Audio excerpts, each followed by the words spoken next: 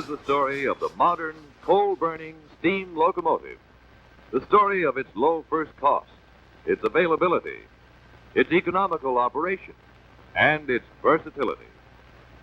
Over this 2,154 miles of track, largely in mountainous territory, with a main line crossing both the Allegheny and Blue Ridge mountain ranges, roll modern coal-burning steam locomotives, the power selected and used by the Norfolk and Western to handle trains of all types.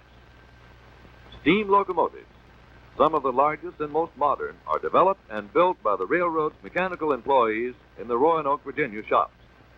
This type of streamliner handles all principal passenger trains. Let us look back and briefly review its construction. First, we look in the shop's foundry. Starting from scratch, we see scrap steel being charged into an electric furnace. The heat is melted, refined, and tapped into a ladle. An overhead crane moves the ladle to the floor where a prepared mold is poured.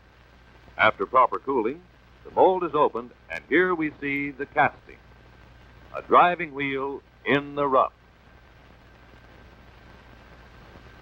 After the grinding and machining, we next see the wheel and its mate mounted on the axle with the tires applied. All driving wheel axles of 116 of the road's modern locomotives are fitted with roller bearings. In addition to the driving journals, this class locomotive has roller bearings on all crank pins, crosshead pins, valve gear pins, and the journals of the engine truck, trailing truck, and tender truck wheels.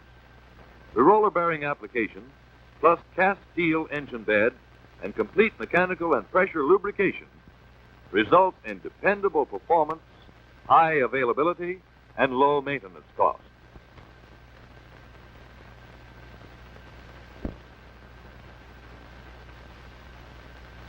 From these steel billets, the rods are manufactured. One has been heated to the correct temperature. Now, watch the die forging process on the 8,000-pound steam hammer.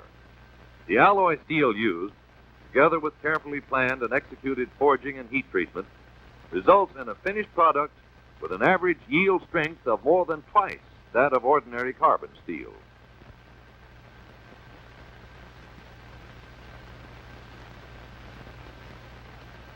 The rods are next machined, polished, and plated.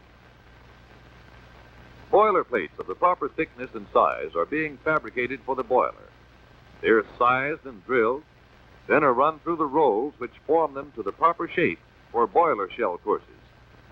Following the rolling, the courses are placed in a normalizing furnace to relieve all internal stresses.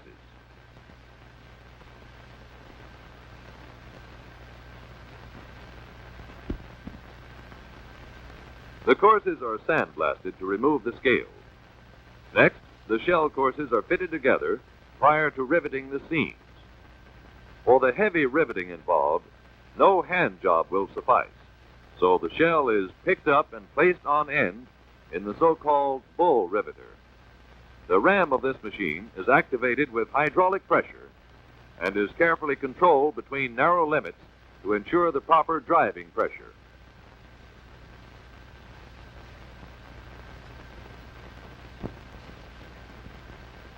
The fabrication of the all-welded firebox is being completed. It is placed in position in the boiler.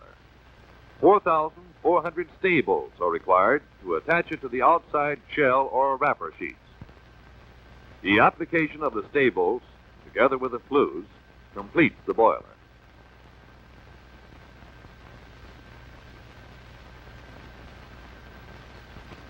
It is moved to the erecting shop, where it is placed on and attached to the engine bed.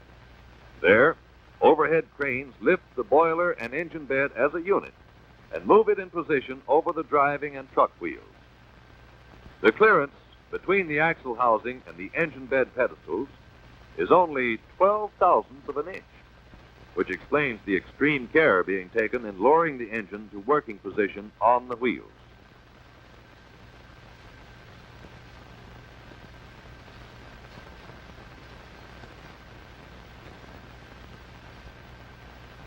Completed, our new baby, Engine 602, rolls out of the shop on her way to the roundhouse for service. She will pull the Pocahontas and the Cavalier, crack passenger trains between Norfolk, Virginia, and Cincinnati and Columbus, Ohio. Between Lynchburg and Bristol, Virginia, she will handle the New York-New Orleans Limited, the Birmingham Special, and the Tennessean trains. Let's follow her for one trip.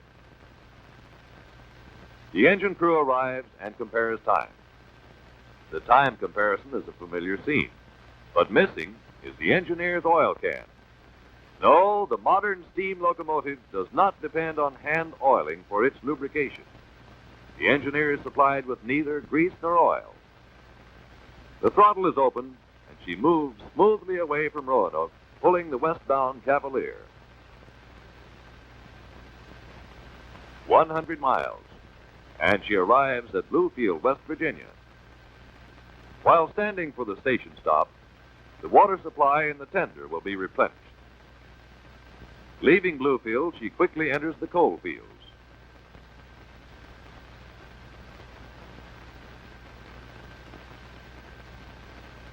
Through this beautiful, rugged country, with her 27 by 32-inch cylinders and 275 pounds boiler pressure, developing over 5,000 cylinder horsepower, she pulls as many as 12 cars over long grades as steep as 2%.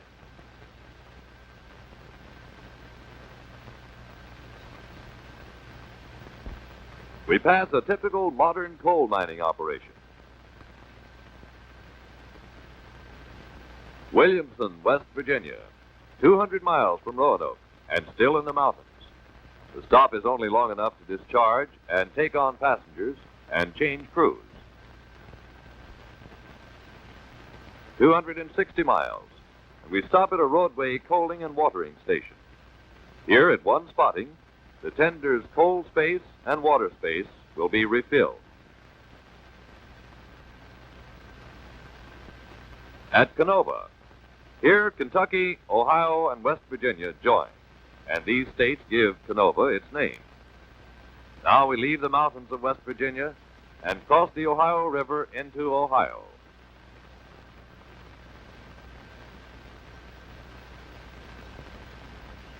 Along the Ohio River Valley, she speeds westward.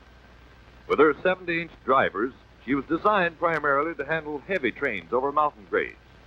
But when grades and curvature permit, she will run. How fast? Well, let's get on and see.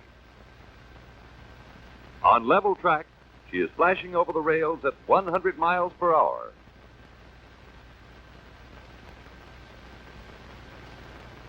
Portsmouth Freight Classification Yard and a portion of the hump where cars are motion weighed and classified by gravity.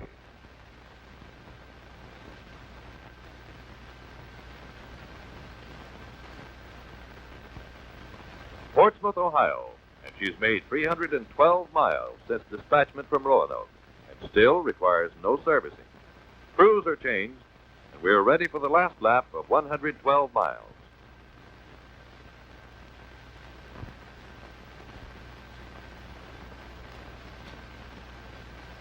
Pulling into the station at Cincinnati, she completes a one-way trip of 424 miles and takes a breathing spell for one reason only.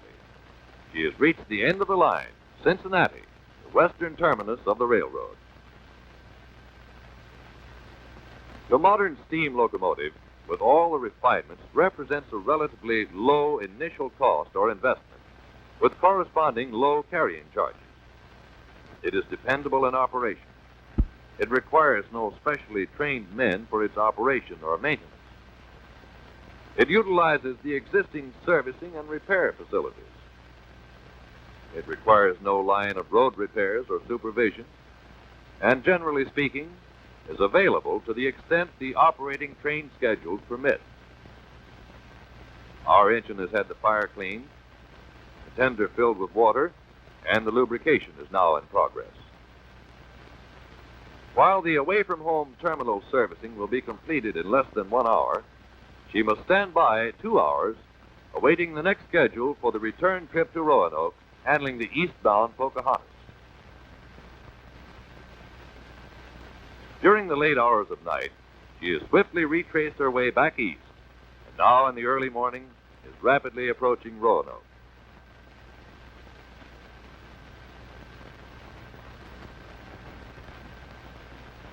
Roanoke, and home again. She is cut off and moved to the roundhouse for servicing.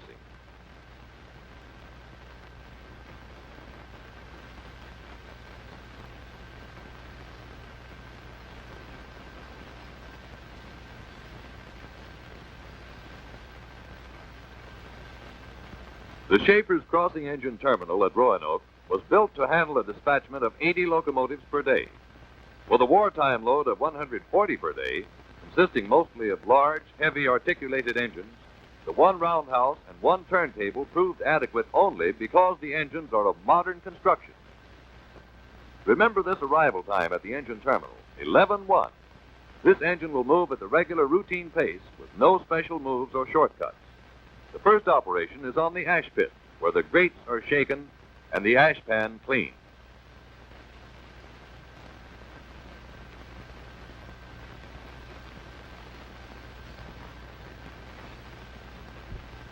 From the ash pit, the engine is moved to the inspection pits. Here, mechanics with years of experience, having taught them just where to look for possible trouble, go over, around, and under her, making a thorough examination of all parts.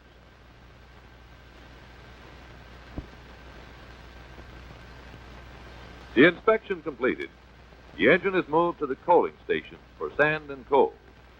The sand box has a capacity of approximately 11 bushels, assuring ample sand for long runs. From the box, traps deliver sand to each individual driving wheel.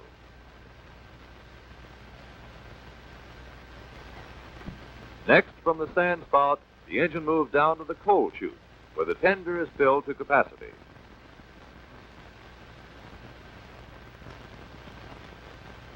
She moves to the engine washing platform, where the engine is washed off with hot water containing cleaning materials.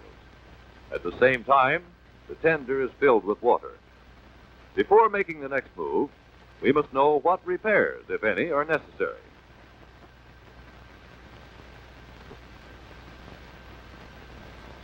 We find the engineer in the register room filling out his report, and the veteran inspector in the inspector's office filling out his.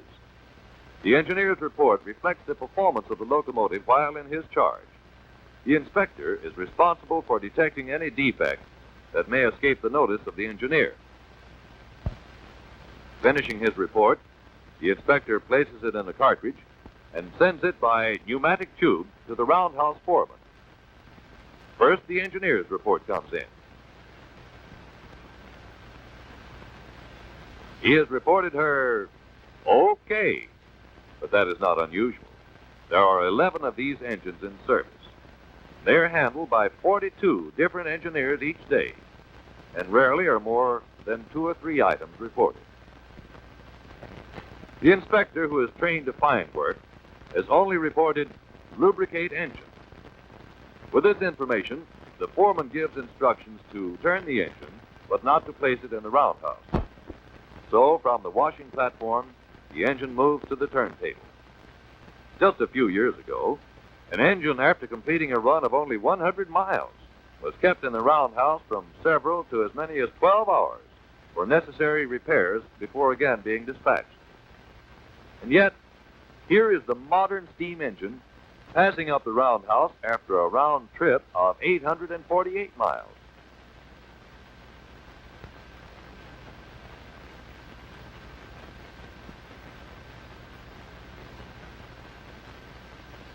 She now leaves the turntable, headed for one of 2 engine service sheds, where she will get a complete and speedy lubrication.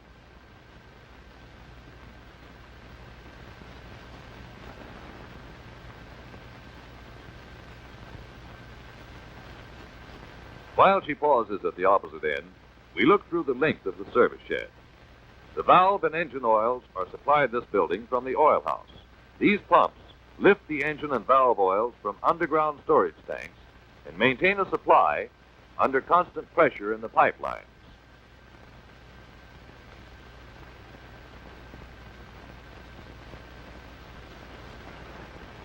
Outside the oil house, the 2 oil lines are encased in a single conduit which carries a small steam tracer line to prevent congealing of the oils in cold weather. Extending to each of the engine service sheds, The lines branch out to the 4 hose stations on each side of the building. The stations are located so that any part of any class locomotive headed in either direction can be reached by the hose of one of the stations.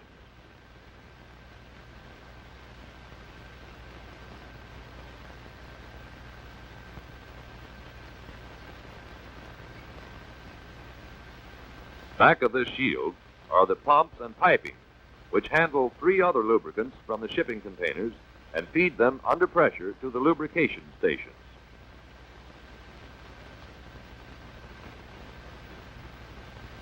A view of one of the stations shows the drop hose. Each has a different fitting for its particular lubricant. From left to right, there are valve oil, engine oil, star or soft grease, Marfac, a semi-fluid grease, air for hard grease rod cup lubricator, and gear or extreme pressure oil. Since all types of locomotives, conventional as well as roller bearing, are worked in this shed, a cabinet is provided for the storage of hard grease forms and rod cup grease.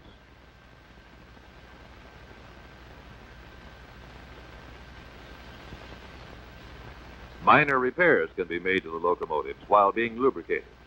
To expedite this work, a small quantity of material and necessary hand tools are kept available in this cabinet.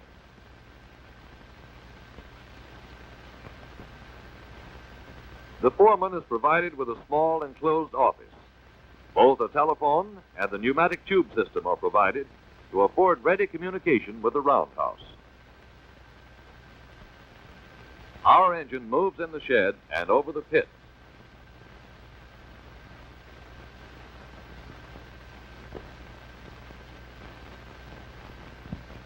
As she stops, the hostler observes the time, 11:56, or 55 minutes since the engine arrived on the ash pit.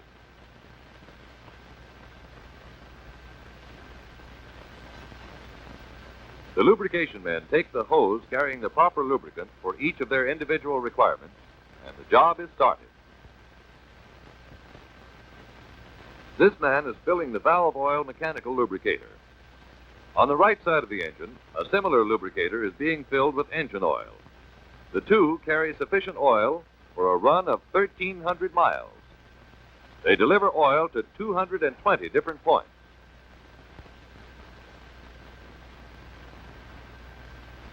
Five bearings of the valve gear are lubricated with soft grease each dispatchment.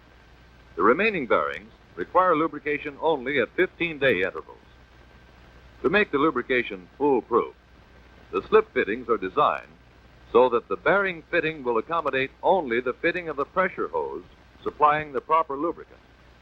The rod and crank pins, as well as the crosshead pins, are all roller bearing.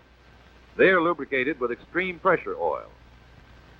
The oil cavity in the bore of the pins has sufficient capacity for a run of 500 miles. While we have observed this side of the engine, the other side has been completed.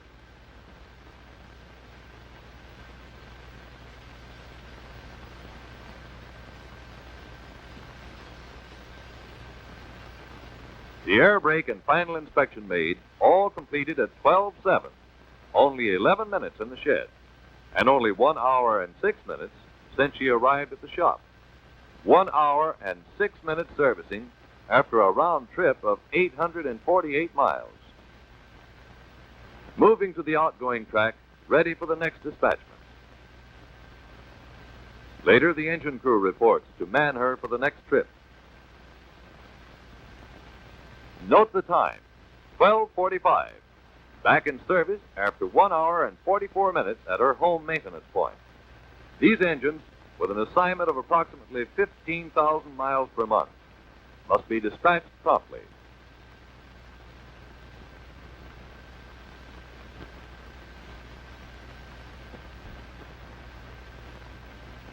From Roanoke to Bristol, Virginia, handling the westbound Tennessean.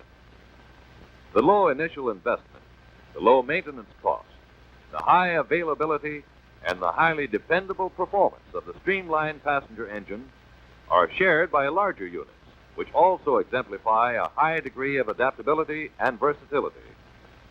Now let's see what this modern, all-purpose, simple, articulated engine is capable of doing.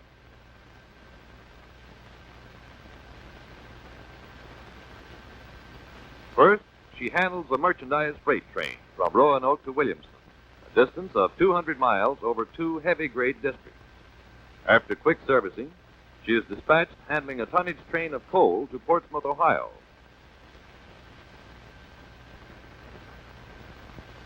Meeting her sister with 175 empty coal cars, we see her in the Ohio River Valley with her tonnage, a train of 13,000 tons moving along at 42 miles per hour. With roller bearings on all wheels, 300 pounds boiler pressure, and 70-inch drivers, she has available 6,300 horsepower at the drawbar. Leaving Portsmouth, she handles a 5,200-ton fast merchandise train to Columbus over a district of some favorable grade conditions, but with a ruling grade of 0.3% and 10 miles long. At Columbus, the end of her westward run, she stands for a mixed equipment train. Eastward with this train, the engine makes a through run of 410 miles to Roanoke. She is proving her versatility by being adaptable for any class of service. After the 820-mile round trip, she also passes up the roundhouse. Following the fire cleaning, inspection, sanding, coaling, watering, and washing, she enters the engine shed. Here the engine will get the same speedy servicing given the streamliner.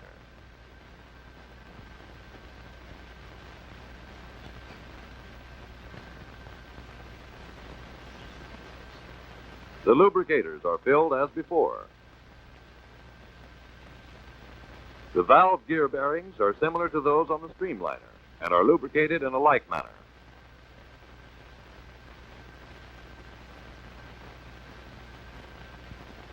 Instead of high dynamic steel rods with roller bearings, this engine is equipped with carbon steel rods with conventional bronze bearings.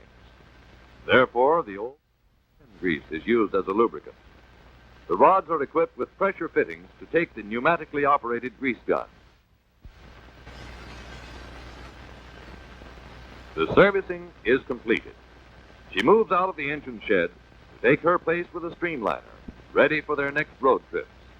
They are pictures of low-cost motive power, cheap to operate and maintain, dependable in service with a high ratio of availability, versatile in ability to handle various types of trains, and all without heavy capital expenditures for terminal and roadway facilities. This is the modern coal-burning steam locomotive.